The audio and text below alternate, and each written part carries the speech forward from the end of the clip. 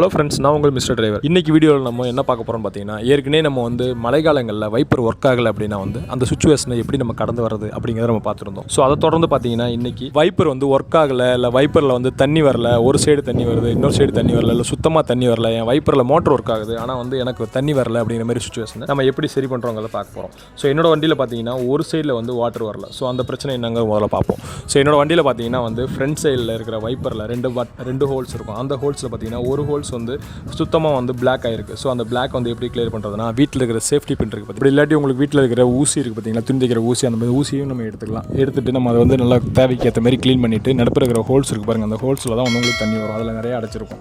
So அந்த ஹோல்ஸில் விட்டு நீங்கள் அந்த ஹோல்ஸ் முதல்ல அந்த அடப்பை எடுத்துகிட்டு அதுக்கப்புறம் பார்த்தீங்கன்னா உங்களுக்கு தண்ணி வரும். தண்ணி வரப்போ பார்த்தீங்கன்னா தண்ணி மேலே இல்லை கீழே, ரொம்ப கீழே அந்த மாதிரி வரும். ஸோ அந்த மாதிரி வரப்போ உங்களுக்கு எந்த அளவுக்கு உங்களுக்கு தண்ணி தேவையோ கண்ணாடிக்கு, அதுக்கேற்ற மாதிரி நீங்கள் அதை அலைன்மெண்ட் பண்ணி உங்கள் ஹோல்ஸில் அதை நீங்கள் அலைன்மெண்ட் பண்ணிங்கன்னா உங்களுக்கு பர்ஃபெக்டாக உங்களுக்கு அமைஞ்சிடும்.